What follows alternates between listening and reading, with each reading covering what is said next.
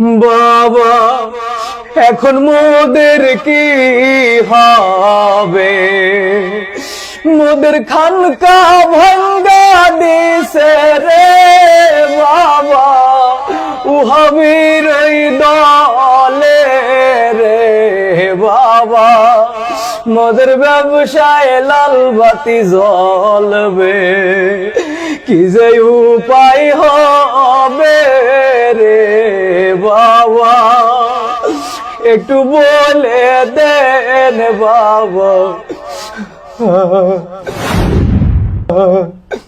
কিরে তুই কানতে আসো, হঠাৎ আজকে এত ইমোশনাল হয়ে গেলি কে? হইসটা কি? বাবা আপনি তো বলেছিলেন বাবা যে কোনো বিপদের সময় আপনি আমাদের পাশে থাকবেন, আপনি উফাত গমন করেছেন, কিন্তু আমরা মনে প্রাণে বিশ্বাস করতাম বাবা আপনি আমাদের মাঝে এখনো আছেন, কবরে আপনি আমাদের সাথে থাকবেন, কিন্তু বাবা দুনিয়াতেই তো আপনি আমাদের সাথে এখন আর নাই, আমাদের ঘর বাড়ি মাজার খানকা ভেঙে, এমনকি বাবা আপনার রওজা শরীফও ভেঙে দিয়েছে, আপনি কিছুই করতে পারলেন না বাবা। বাবা আপনি বলেছিলেন বিপদের দিনে আমাদের পাশে থাকবেন বাবা, কিন্তু ওই ওয়াহাবিরা এই দেশের মানুষ আপনার রওজা শরীফে আগুন জ্বালিয়ে পুড়িয়ে ছারখার করে দিয়েছে, আপনি কিছুই করতে পারলেন না বাবা। বলদা এখন কাইন্ডে কি কোনো লাভ আছে?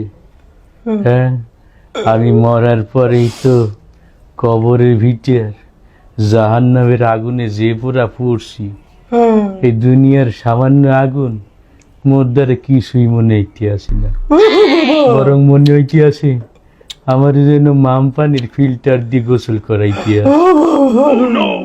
আর এই আগুনের সে জাহান্নামের আগুন আর কত বেশি গরম, মোর কইলজা গির্দে ফুসফুস সব পুড়িয়ে সারখার হয়ে গেছে, আর তোরা কানতে আসো দুনিয়ার আগুনের লেগে, এ তো কিছুই না বেডা, কান্দাকাটি করা লাগে।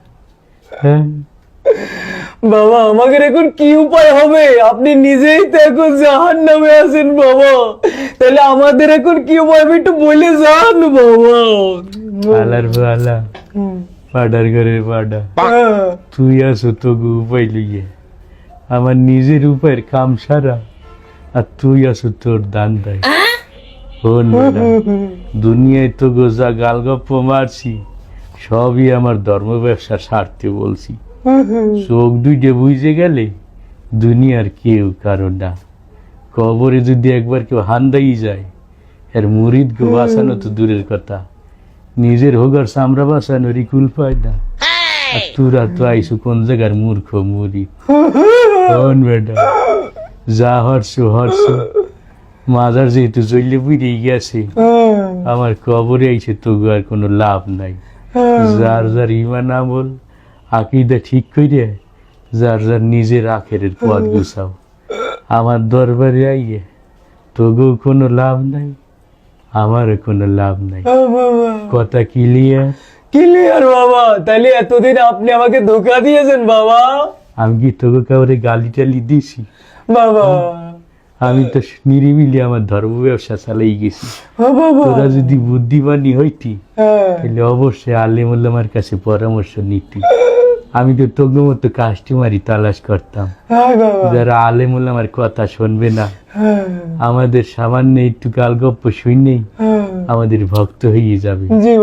যাই হোক, দুনিয়ায় যা হাসিল করছি আখেরাত পুরোটাই বরবাদ হয়ে গেছে, তোরাও সময় থাকতে নিজের আখের গুছা, নাইলে তোকে বাবার যে অবস্থা তোকে তো তালাশ করেই পাওয়া যাবে না, আমার এই দেহই যখন কবরের ভিতরে টেকতে পারলো না, তোকে তো তালাশ করে পাওয়া বহু দূরের কথা। জি বাবা। কথা ক্লিয়ার? ক্লিয়ার বাবা, ক্লিয়ার। বুঝতে পারছি? জি বাবা। তাইলে আলার পালা মদ্দারিতে সইতে যা। বাবা আপনার কদমের নিচে একটু জায়গা দেন বাবা। জি বাবা। বাবা আমি খুঁজতে যাইয়া শয়তানের ছবি খুইজা পাইলাম দেওয়ান বাগি গো।